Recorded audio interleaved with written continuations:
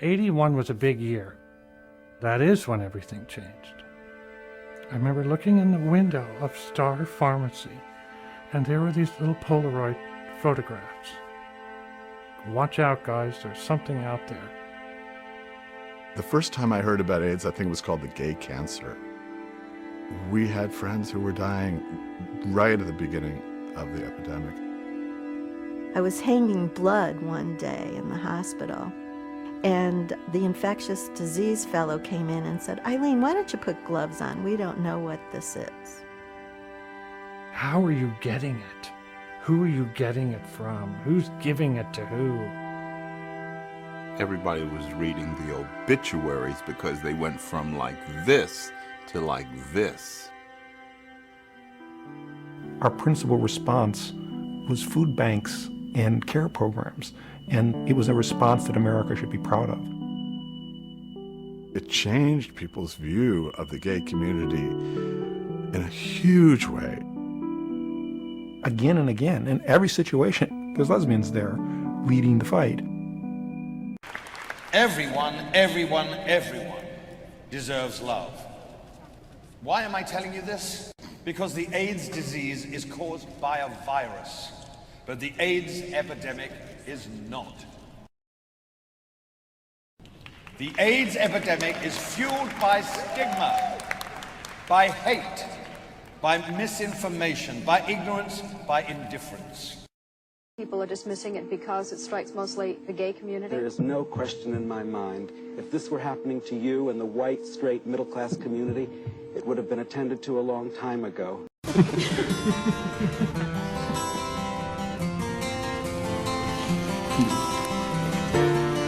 Look, I find some of what you teach suspect, because I'm used to relying on intellect, but I try to open up to what I don't know, because reason says I should have died 3 years ago.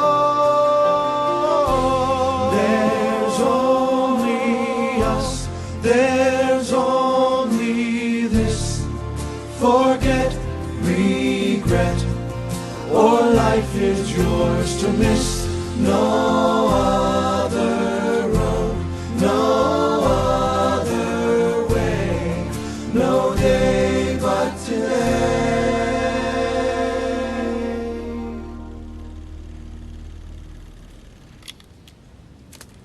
I had been tested a million times before, and nothing had ever come back that way. And I was just assuming that it would come back negative like it always had. I'm scared to death. I just have this absurd determination to live.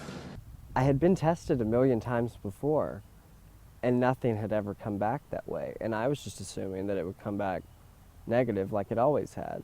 I had one teacher who I was in the weight room, and she knew I was positive, and she told me to make sure I put down the towel wherever I laid my head or wherever I sat down, because my sweat could get on the machines, and she didn't want anyone else to sit down and contract HIV through sweat.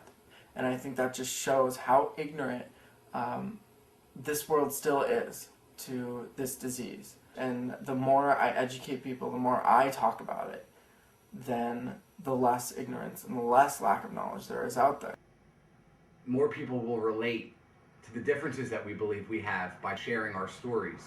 It just seems right for somebody like myself or somebody who's positive to get up and say something. It's kind of like our call of duty. It's our job. I just got the news. I'm positive and going to catch a plane so that I can go home and tell my mom face to face. There's no reason why I should have to give up my dreams of going to college, of getting a degree, so I can live healthily. I am not something that can be put on the back burner and just hope I go away, because I'm here. The more people we have talking about it, the better off we're going to be, and the less stigmatized HIV will become.